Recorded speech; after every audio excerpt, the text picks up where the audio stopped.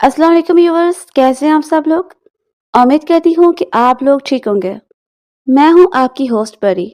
मैं लेकर आती हूँ आपके लिए रोज मजे मजे की कहानियाँ। दोस्तों, आप हमें कहाँ से सुन रहे हैं और आपको हमारे चैनल की कहानियाँ कैसे लगती हैं, कमेंट सेक्शन में ज़रूर बताइएगा। अगर तो आपको हमारी कहानियाँ अच्छी लगती हैं तो हमारे चैनल को सब्सक्राइब कर लें और बेल आइकन को भी प्रेस कर लें ताकि हमारी आने वाली हर वीडियो आपको मिलती रहे। तो शुरू करते हैं आज की कहानी।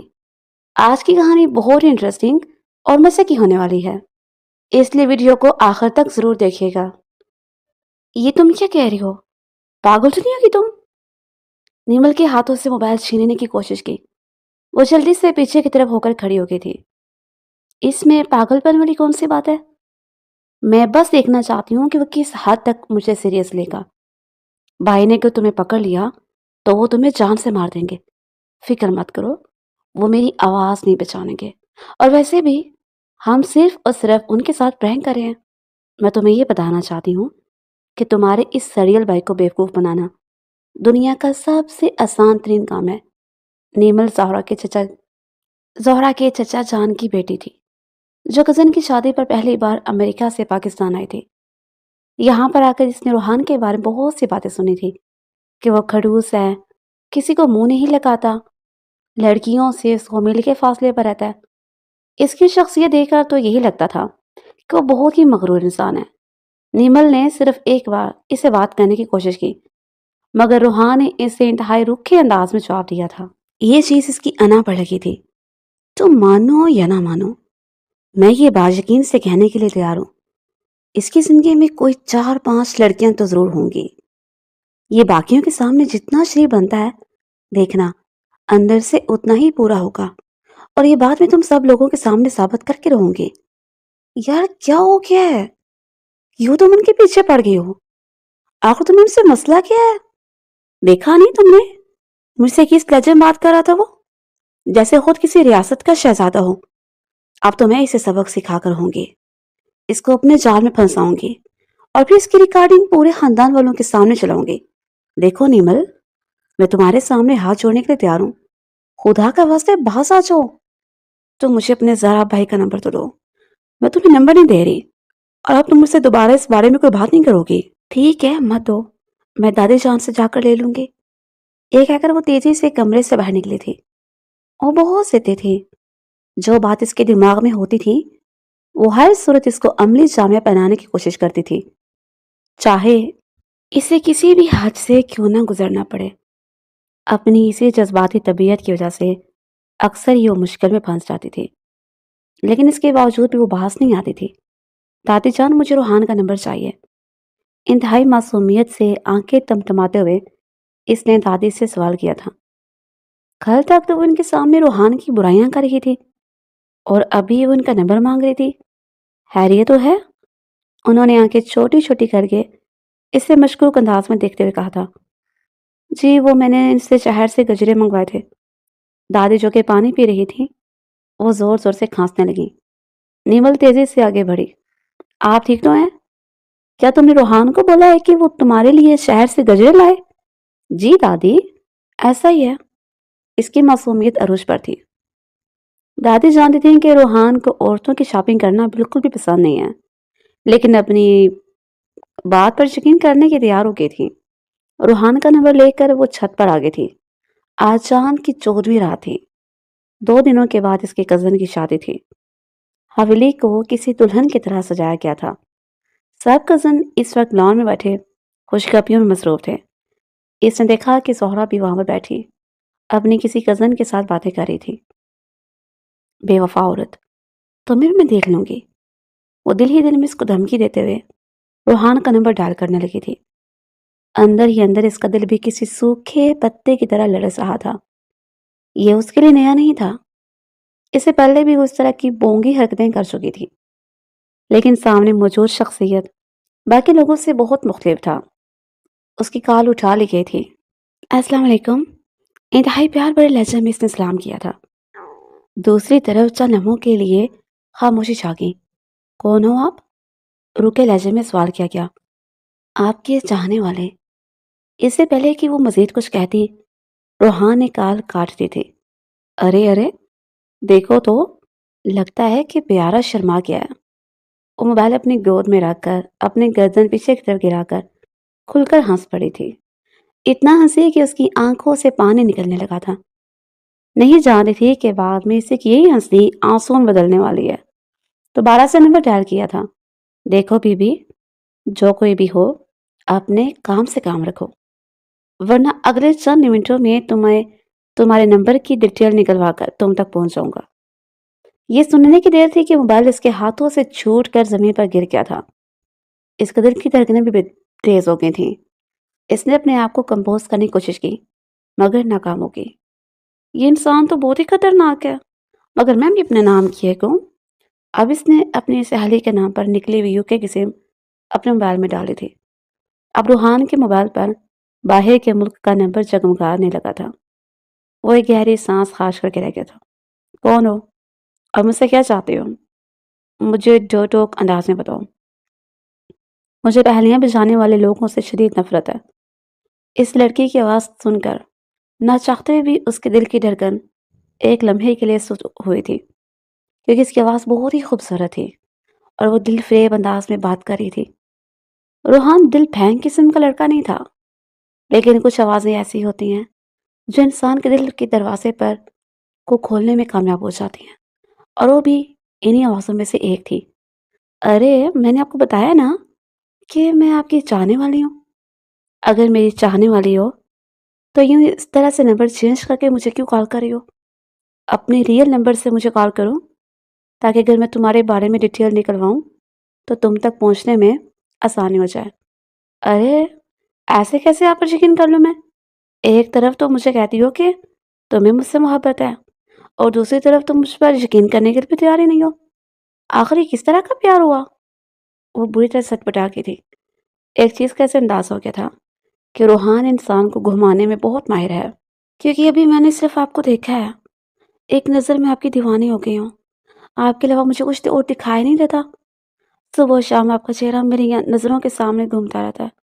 तुमने मुझे कहाँ पर देखा है? बस देखा है कहीं पर। मुझे इस जगह का नाम बताओ, वरना मैं कॉल काट रहा हूँ। रुके रुके, बताती हूँ मैं आपको। मैंने आपको पुराने मस्जिद के करीब देखा है। ये कहकर इसने लबों पर हाथ रख लिया था और अपनी हंसी दबाने की कोशिश करने लगी थी। अच्छा, मैं वहां पर क्या कर रहा था? फिर से मोहतात अंदाज में इसे सवाल किया गया था। आप वहां पर नमाज पढ़ने के लिए गए थे? इंतहाई मासूमियत भरे लहजे में जवाब दे गया। रूहाना चाहते हुए मुस्कुरा दिया था। दोबारा इस नंबर पर कॉल मत करना, वरना मुझसे बुरा कोई नहीं होगा। आपसे बुरा तो सच में कोई भी नहीं है। एक तो इतनी प्यारी लड़की आपसे बात करने के लिए मरी जा रही है, और आप मुझे नखरे दिखा रहे हैं।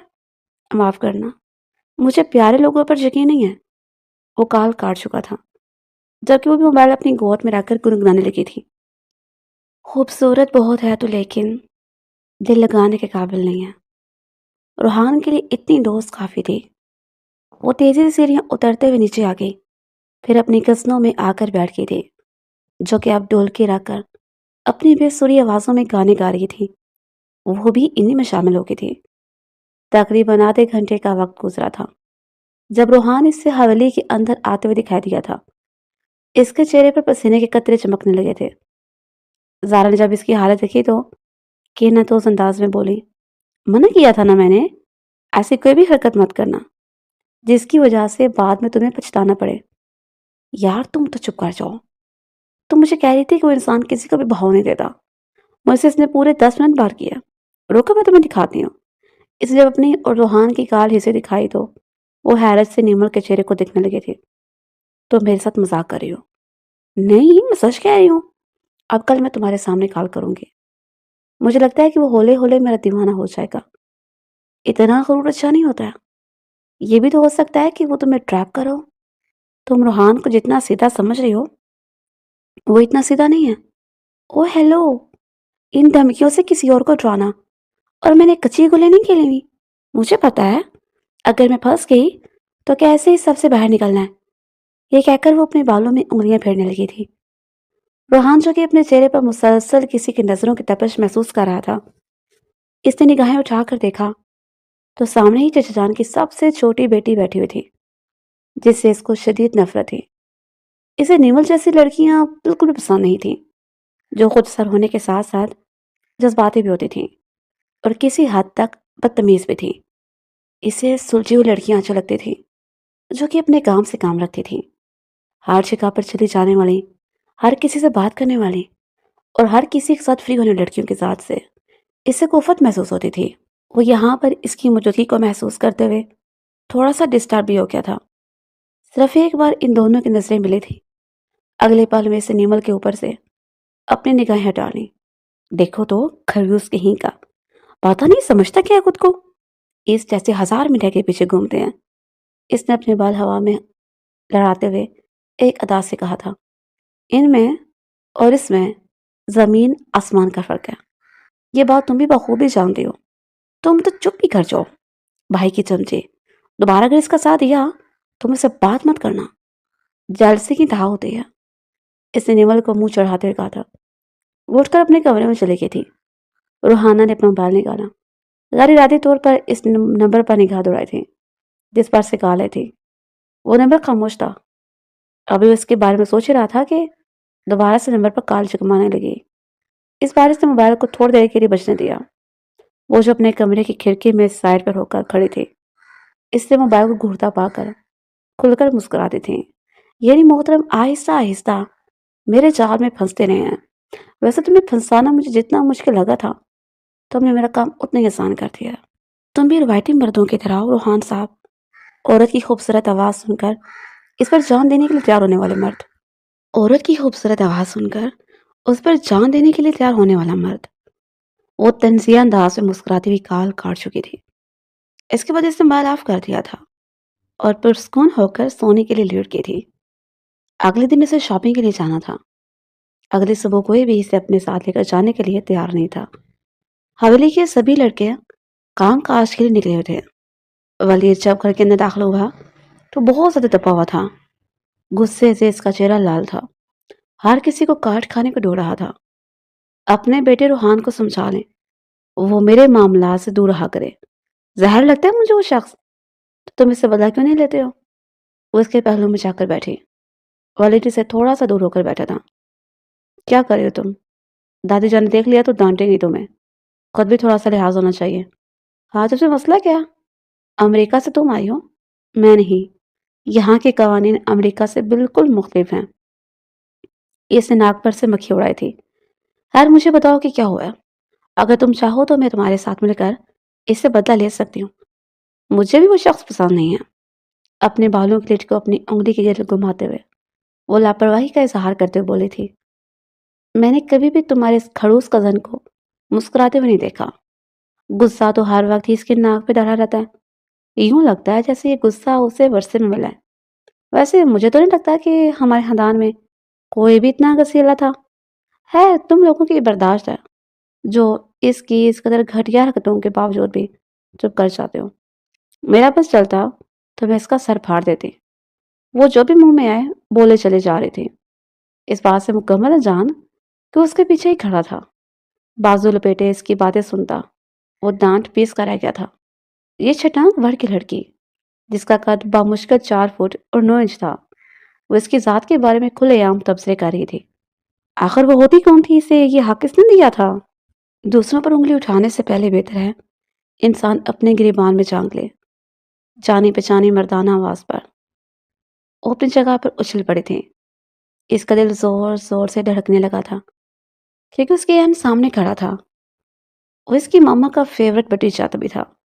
ماما جب سے امریکہ سے پاکستان آئی تھی، اسی ذات کے بارے میں زمین آسمان کے کلابیں ملا رہی تھی۔ یہی وجہ تھی کہ وہ زیادہ چڑ گئی تھی۔ آپ یہاں پر کب آئے؟ اس وقت جب آپ میری ذات کے بارے میں تبصرے کر رہی تھی۔ مجھے لگتا ہے کہ آپ کے پاس کرنے کے لیے کوئی ڈھنگ کا کام نہیں ہے۔ اپنی عزت افزائی پر وہ نگاہیں پھر چرا کر رکھی تھی۔ اس کے پیٹھ پیچھے وہ کھل کر بول سکتی تھی، لیکن محترم کے سامنے بولنے کی ہمت نہیں تو یوں لگتا تھا جیسے کسی نے اس کی زبان کو گھیرا لگا دی ہو۔ وہ میں بس ویسے ہی۔ ارے تم آ گئے ہو، تم اسے شاپنگ لے کر جاؤ۔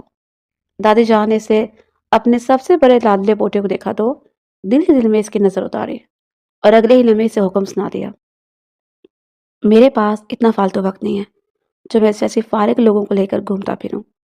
کرنے کے لیے اور بھی بہت ضروری کام ہے۔ دادی جان، یہ کیا بدتمیزی ہے روحان؟ انہوں نے پیچھے سے پکارا، مگر وہ لمبے لمبے ڈنگ بھرتا ہوا حویلی سے باہر جا چکا تھا۔ اس کو تو میں سبق سکھا کر رہوں گی۔ آخر یہ خود کو سمجھتا کیا ہے؟ اس کا تو میں وہ حشر کروں گی کہ وہ ساری زندگی پچھتاتا رہے گا کہ اس نے مجھ سے پنگا لیا تھا۔ وہ دل ہی دل میں عہد کرتے ہوئے اب ایک بڑے منصوبے کے بارے میں سوچنے لگی تھی۔ ایک طرف وہ اسے اپنی آواز کو میٹھا بنا کر اور فیک نمبر سے پھنسانے کی کوشش کرنے لگی، تو دوسری طرف اس نے روحان کی زندگی میں ہلچل مچانے کا بھی فیصلہ کیا تھا۔ رات تقریباً 2 بجے کا وقت تھا۔ سب لوگ اپنے کمرے میں آرام کر رہے تھے۔ روحان کے بارے میں اسے دادی جان سے پتہ چلا تھا۔ انہوں نے بتایا تھا کہ وہ کسی ضروری کام کے سلسلے میں شہر سے باہر گیا ہے اور 1.5 دن سے پہلے اس کی واپسی نہیں ہو سکتی۔ کیا مطلب ہے؟ کیا وہ پلوشا کی مہندی پر بھی نہیں آئے گا؟ نہیں، یہ سن کر اسے ایک انجانی سی خوشی ہوئی تھی۔ چلو شکر ہے، اس کی شکل نہیں دیکھوں گی تو موڈ اچھا رہے گا، ورنہ تو وہ شخص ہر جگہ پر ناخوست پھیلانے کی کوشش کرتا ہے۔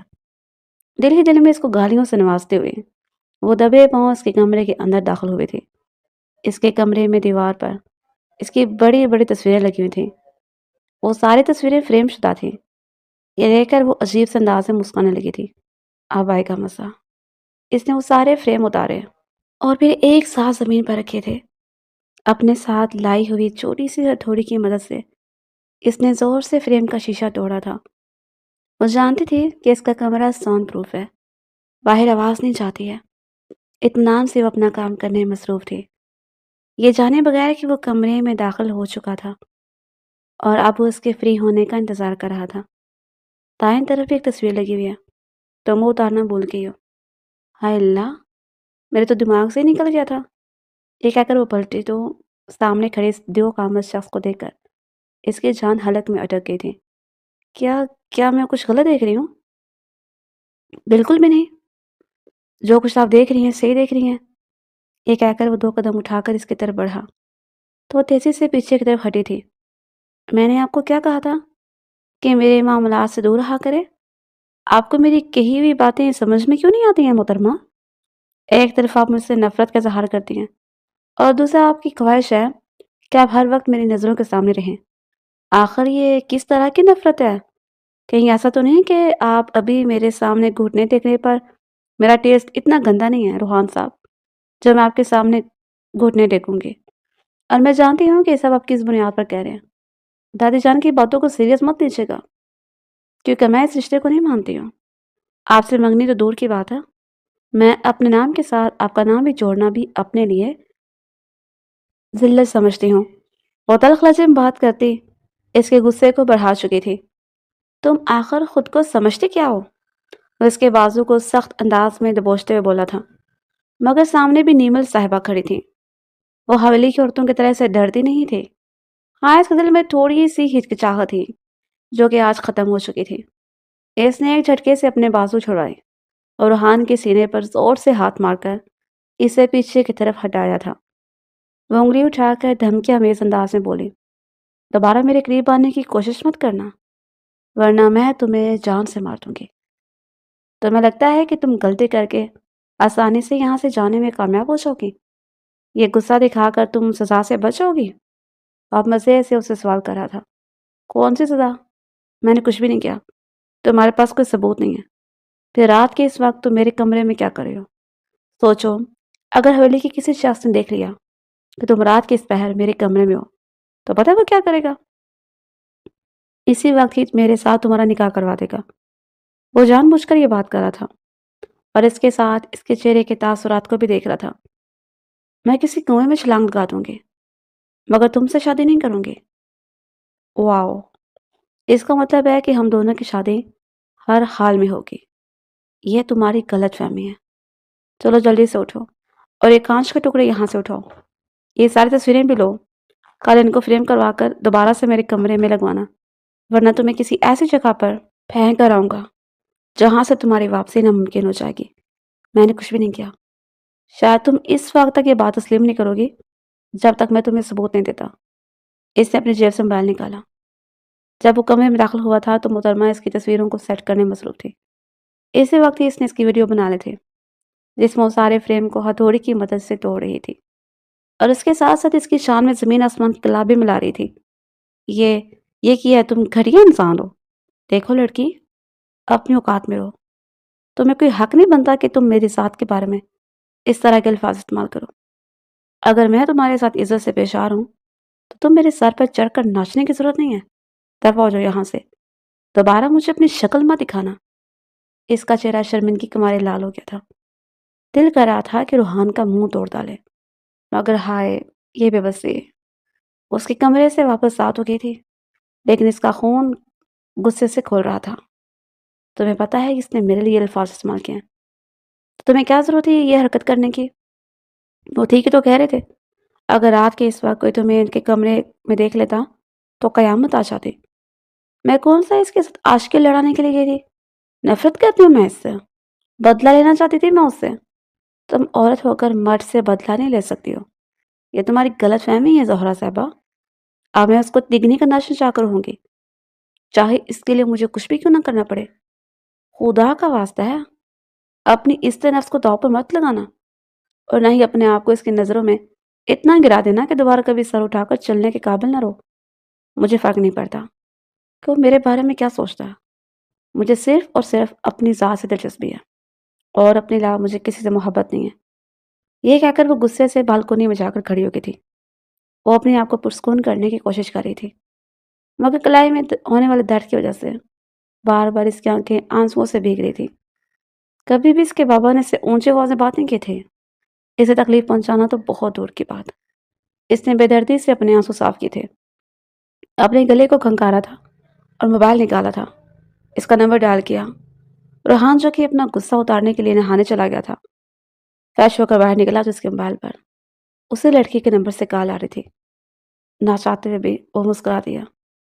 اسے اپنا دماغ تھوڑا سا ریلیکس ہوتا ہوا محسوس ہو رہا تھا۔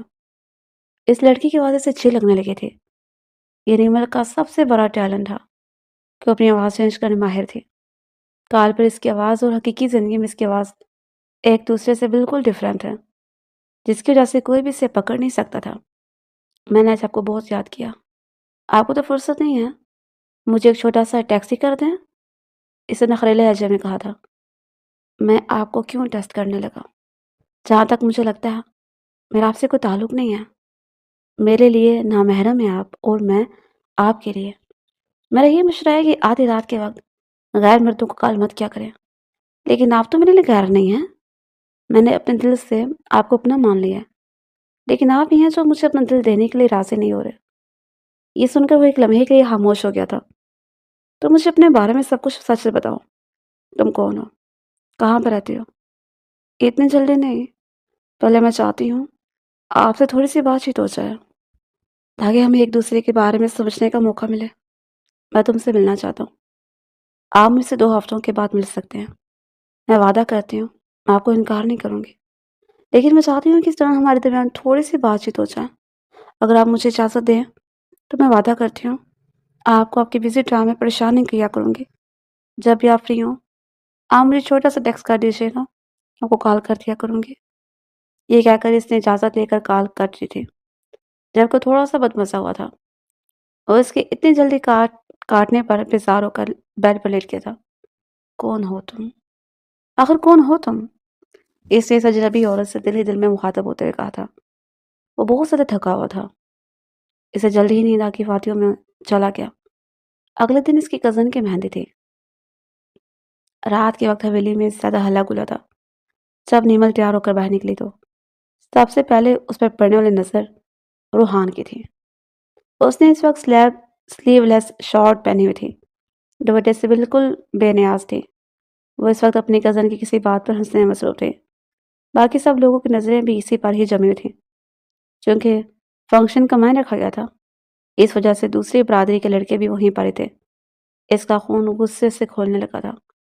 ایسا نہیں تھا کہ وہ نیمل کے بارے میں پوزیسو تھا، بلکہ وہ خاندان کی ہر لڑکی کو لے کر اسی طرح سے ہی سیریس ہو جاتا تھا، کیونکہ لڑکیوں کے ساتھ اس کے خاندان کی عزت جوڑی ہوئی تھی۔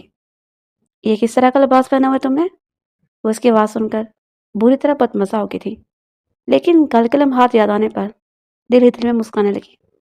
جہاں تک مجھے لگتا ہے آپ کو میرے معاملات میں دلچسپی لینے کی کوئی ضرورت نہیں ہے۔ بہتر یہی ہے آپ اپنے کام سے کام رکھیں۔ تمہیں کیا لگتا ہے کہ مجھے واقعی تمہاری ساتھ میں دلچسپی ہے؟ میرے پاس اتنا فری وقت نہیں ہے جو میں تم پر برباد کروں گا۔ جلدی سے جاؤ اور ایک لباس تبدیل کرو۔ یہ بہت ہی بےہودہ لگ رہا ہے۔ ہمارے خاندان کی عورتیں اس طرح کے کپڑے نہیں پہنتی ہیں۔ میں آپ کے خاندان کی عورت نہیں ہوں، صرف کچھ دنوں کے لیے یہاں پر آئی ہوں۔ تو ٹھیک ہے، جب تک یہاں پر ہو تب تک یہاں کے مطابق ہی کپڑے پہنو۔ میں چینج نہیں کروں گی۔ آپ نے جو کرنا ہے آپ کر لیں۔ وہ اس کا بازو پکڑ کر اس کو گھسیٹتا ہوا اندر لے آیا تھا۔ چھوڑیں مجھے، چھوڑیں۔ کیا کر رہے ہیں؟ یہ درد ہو رہا ہے مجھے۔ اس کمرے میں کوئی بھی موجود نہیں تھا۔ زارا نے جب یہ منظر دیکھا تو اپنا ماتھا پیٹ کر رہ گئی تھی۔ اس میں اتنی ہمت بھی نہیں تھی کہ اپنے بھائی کو روک سکتی۔ یا اللہ، میں کیا کروں؟ ان لوگوں کو کیسے سمجھاؤں؟ ان لوگوں کو کچھ بھی نہیں ہو سکتا ہے۔ آپ ایک نمبر کی جنگلی انسان ہیں اور تم ایک نمبر کی بدتمیز لڑکی ہو۔ یہ دیکھیں، آپ نے نشان ڈال دیا میرے بازو پر۔ اس کی آنکھوں میں آنسو آ گئے تھے۔ وہ بھی تھوڑا سا شرمندہ ہو گیا تھا، لیکن اس کے سامنے اپنی شرمندگی ظاہر کر کے اس کو شیئر نہیں کرنا چاہتا تھا۔ جلدی سے جاؤ اور کپڑے چینج کرو۔ میں نہیں جاؤں گی۔ جو کرنا ہے کر لیں۔ نہیں ڈرتی میں آپ سے، اور نہ ہی کسی اور شخص سے ڈرتی ہوں۔ لگتا ہے تم ایسے نہیں مانو گے۔ تمہیں سبق سکھانا ہی پڑے گا۔ آپ کی بار اس کو گھسیٹتے ہوئے حویلی کے پچھلے حصے میں لے کر چلا گیا تھا۔ وہاں پر ایک پرانا سا کمرہ تھا۔ اس نے اسے اس کمرے میں دھکا دے دیا اور باہر سے دروازہ بند کر دیا۔ کھولیں، مجھے یہاں سے باہر نکالیں۔ آپ مجھے یہاں پر چھوڑ کر نہیں جا سکتے۔ میں دادی جان کو بتاؤں گی۔ وہ زور زور سے دروازہ پیٹ رہی تھی، لیکن روحان پر اس کی چیخوں کا کوئی اثر نہیں ہو رہا تھا۔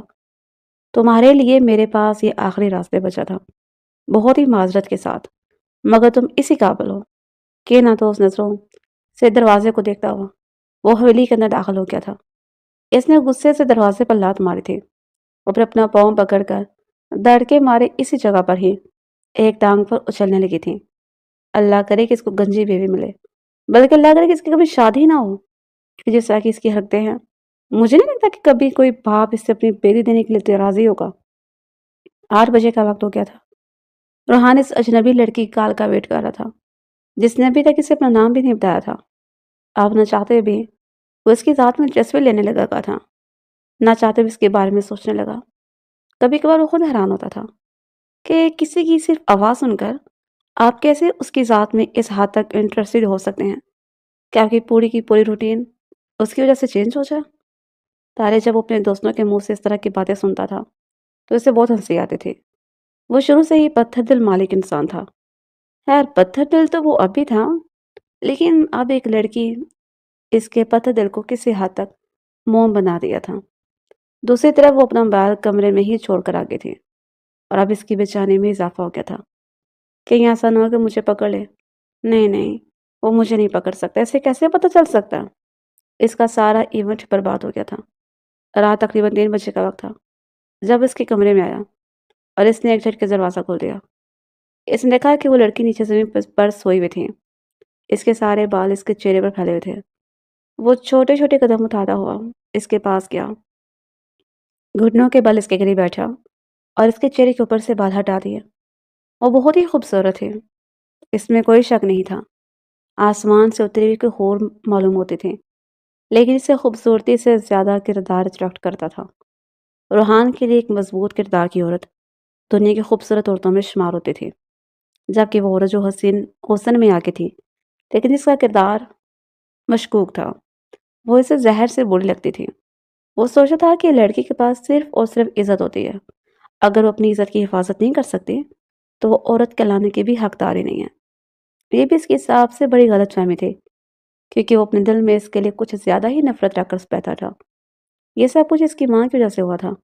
نمل کی تائے جان اسے پسند نہیں کرتی تھی، کیونکہ وہ نمل کے بابا سے اپنی بہن کی شادی کروانا چاہتی تھی، مگر نمل کے باپ نے اپنے پسند سے اس کی ماں سے شادی کر لی، اور یہ وجہ تھی کہ کافی عرصے تک خاندان سے دور رہے تھے۔ جب وہ اپنے خاندان واپس آئے تو ان لوگوں نے دوریاں بڑھ گئی تھیں۔ ان کی بیوی کو حویلی میں وہ عزت نہیں دی جاتی تھی جس کی وہ حقدار تھی۔ اسی وجہ سے وہ اپنی بیوی کو لے کر امریکہ میں سیٹل ہو گئے تھے۔ تقریباً 19 سالوں کے بعد وہ حویلی لوٹ کر آئے تھے اپنی جوان بیٹی کے ساتھ۔ जो इनकी ही कार्बन कॉपी थी। इनकी तरह ही ज़िद्दी थे और हद नरम भी थे। इसके लड़कों के साथ दोस्तियाँ तो थीं, लेकिन इसकी कुछ बाउंड्रीज थीं जिनको वो क्रॉस करने की इजाज़त नहीं देती थी। नीमल की ताई ने अपने बेटे रूहान के कानों में हमेशा यही बात डाली थी, कोई बद किरदार लड़की है, इसका क्लब में आना जाना है, लड़कों के साथ इसके ताल्लुकात हैं। इसके अलावा उन्होंने और भी बहुत सारी अजीब गरीब बातें की थी, जिसकी वजह से वो उससे दूर हो गया था। अब इसका नाम भी सुनने के लिए तैयार नहीं था। और अब जब इसने हवेली में नीमल की हरकतें देखी तो इससे मजीद बदजान हो गया था। उठो। रूहान ने इसका नाम पुकारा तो इसने हौले से अपनी आंखें खोली थी। तुम एक बहुत ही घटिया इंसान हो। वो उठते साथ ही इसके गिरेबान को पकड़ कर खड़ी हो गई। तुम्हें यहाँ तक आने की इजाज़त दी मैंने। इसके हाथों को जोर से जमीन पर झटकता हुआ वो नफरत अमेज लहजे में बोला था।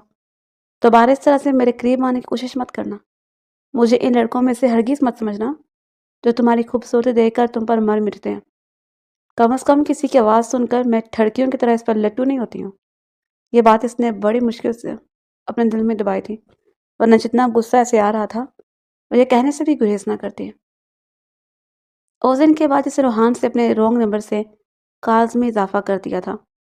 वो अब सुबह शाम ही इसको तंग करते थे, जानबूझकर क्यूट बनती थी, हर वक्त इसकी तारीफें करते रहते और इसे मोहब्बत के इजहार में मोहतरमा ने कोई कसर नहीं छोड़ी थी।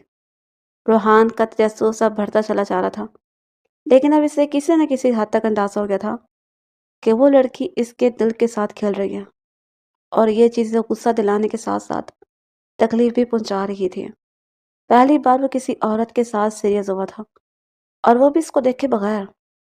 वो जब इससे मिलने की बात करता तो वो बहाने बहासी शुरू कर देते थे।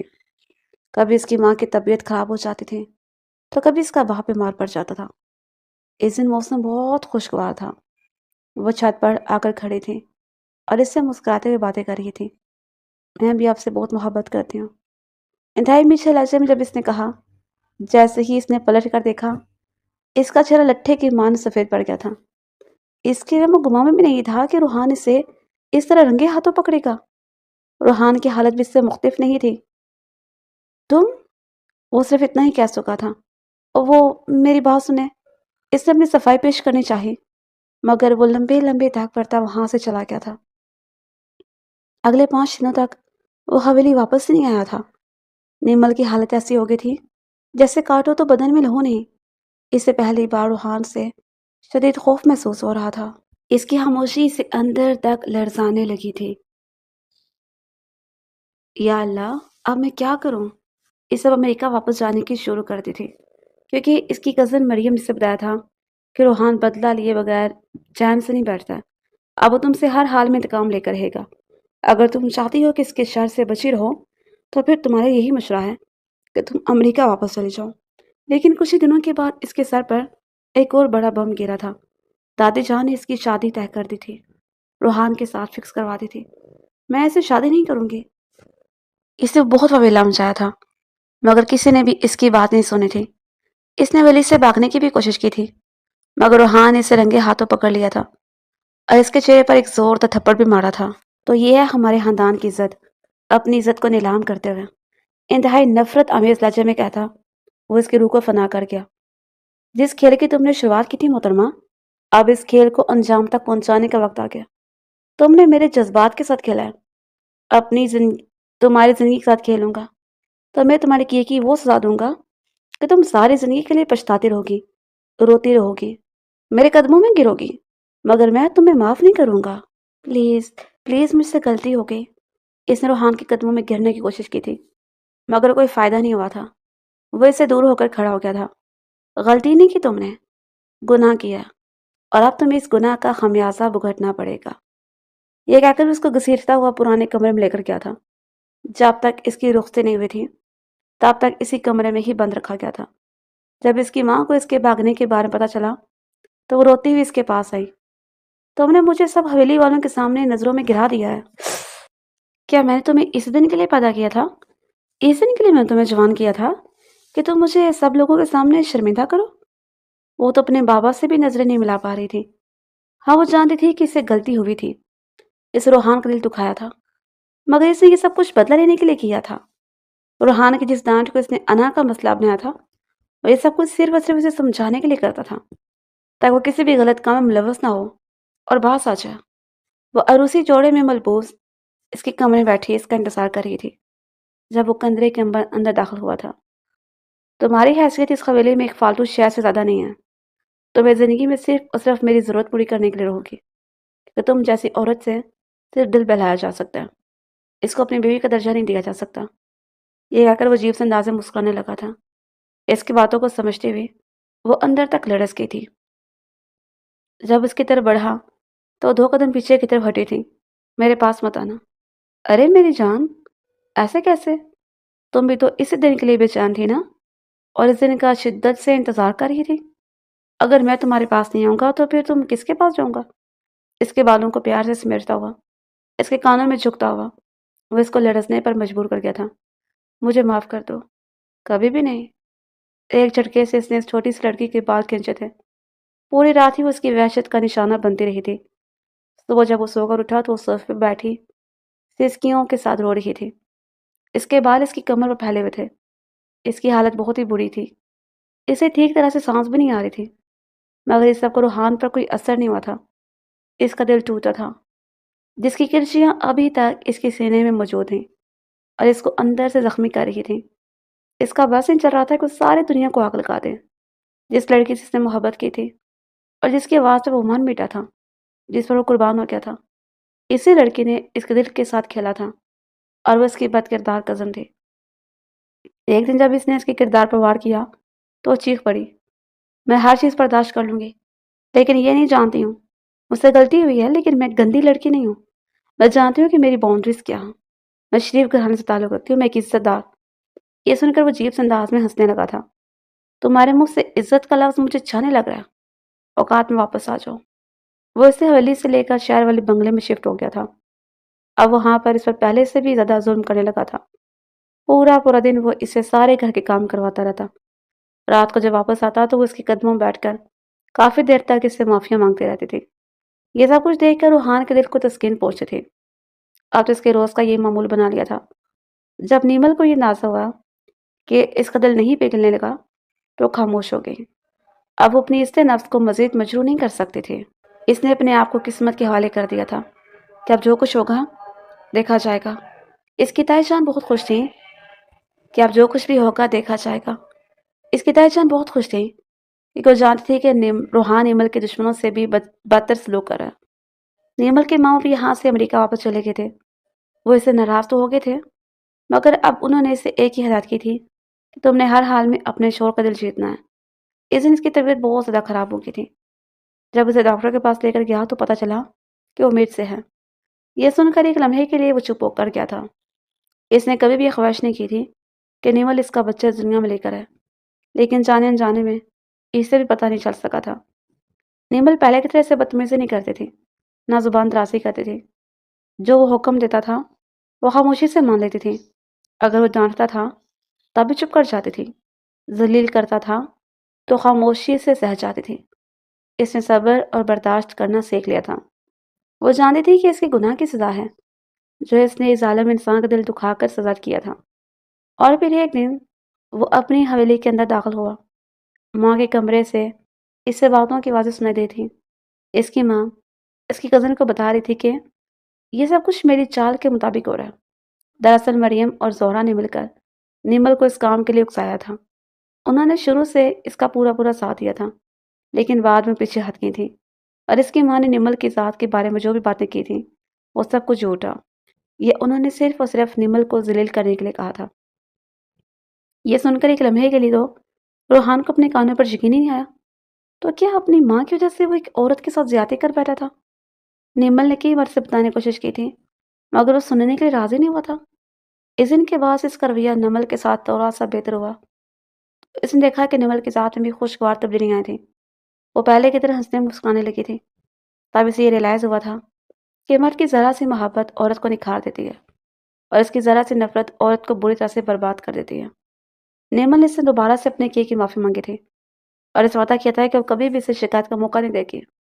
دنیا میں آنے والے اس بچے کے لیے اسے نیمل کو معاف کر دیا تھا، کیونکہ اب جو بھی تھا اسے اسی عورت کے ساتھ ہی زندگی گزارنی تھی۔ اس نے ماضی کی تلخیوں کو بھلانا تھا۔ یہ اس کے لیے مشکل تو تھا، لیکن ناممکن نہیں تھا۔ یہ سوچ کر بھی وہ خوفزدہ ہو گیا تھا کہ اگر کل کو اس کی بیٹی پیدا ہوئی اور اس کی بیٹی کے ساتھ بھی یہ سب سلوک ہوا تو وہ کیا کرے گا؟ وہ مرد تھا، اسے بڑے پن کا مظاہرہ کرنا تھا، اور اس نے بڑے پن کا مظاہرہ کیا اور اس عورت کو معاف کر کے اپنے سینے سے لگا لیا۔